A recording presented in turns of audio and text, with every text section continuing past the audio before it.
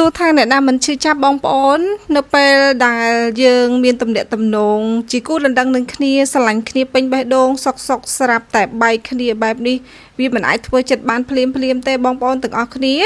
ដោយអ្នកទាំងអស់គ្នាបានឃើញក្នុងវីដេអូនេះអញ្ចឹងគឺបងអូនស្រីសារ៉ាគឺគាត់បានផ្ដាច់ពាក្យជាមួយនឹងគូដណ្ដឹងរបស់គាត់ហើយខាងមីគីក៏បានបង្ខំនៅក្នុងបណ្ដាញសង្គមដូចគ្នាពីការសុំទោសដែលគាត់បានសាងកំហុសអីអញ្ចឹងណាយើងអត់ដឹងថាតើកំហុសនឹងកំហុសយ៉ាងណាទេទៅបានជាអ្នកទាំងពីរគឺគាត់ផ្ដាច់ពាក្យភ្លាមបែបនេះបងប្អូនគឺពិតជាអាណិតបងអូនស្រីសារ៉ាមែនតែនទៅតែឃើញស្នាមញញឹមរបស់គាត់ប្រហែលជាមួយខែ2ខែមុនទេពីការបង្ខំវីដេអូនៃការភ្ជាប់ពាក្យរបស់គាត់ឃើញថាពីរអ្នកនេះគឺសមគ្នាខ្លាំងមែនតែនអ្វីដែលជាចំណោទឬក៏ជាការលើកឡើងអ្នកខ្លះបែរជាគិតថារឿងនេះគ្រាន់តែជារឿងសម្ដែងមានបងប្អូនជាច្រើនអ្នកខ្លះទៀតថាក្រុមនេះជាក្រុមសម្ដែងយកអីគេក្រុមសម្ដែងដើម្បីលក់ផលិតផលដោយសារតែផលិតរបស់សារ៉ាទៅតែចេញអញ្ចឹងធ្វើទីផ្សារអីចឹងទៅអ្នកខ្លះទៀតក៏គាត់បាននិយាយដែរថាតើតែរឿងនឹងជួបលើខ្លួនឯងទៅដឹងថាវាឈឺចាប់ប៉ុណ្ណាមតិមួយចំនួនក៏នៅតែមានផ្នែកកំណត់ថាការដែល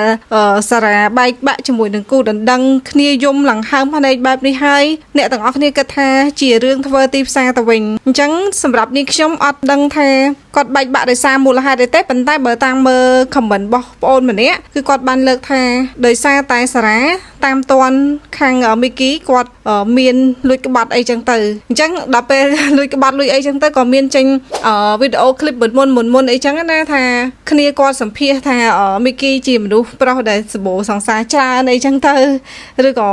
ចេញមកផ្សេងអញ្ចឹងទៅអញ្ចឹងអត់មានអីទេបងប្អូនក្នុងវីដេអូមួយនេះគ្រាន់តែចង់បង្ហាញថា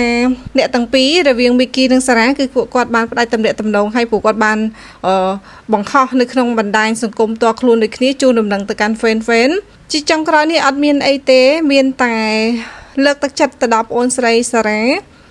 ស្រឡាញ់គេបានតែយើងត្រូវតែស្រឡាញ់ខ្លួនឯងមនុស្សទាំងអស់គឺ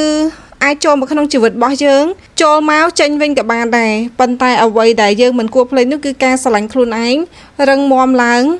យើងនៅមានមិត្តភ័ក្តិក្រុមការងារគឺមានការយកចិត្តទុកដាក់នេះខ្ញុំសរសើរក្រុមការងាររបស់ក្រុមពួកគាត់គឺថាស្រឡាញ់គ្នា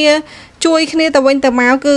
ឃើញទង្វើបែបនេះគឺពេញចិត្តតែម្ដងបងប្អូនមិនមែនបានន័យថាក្រុម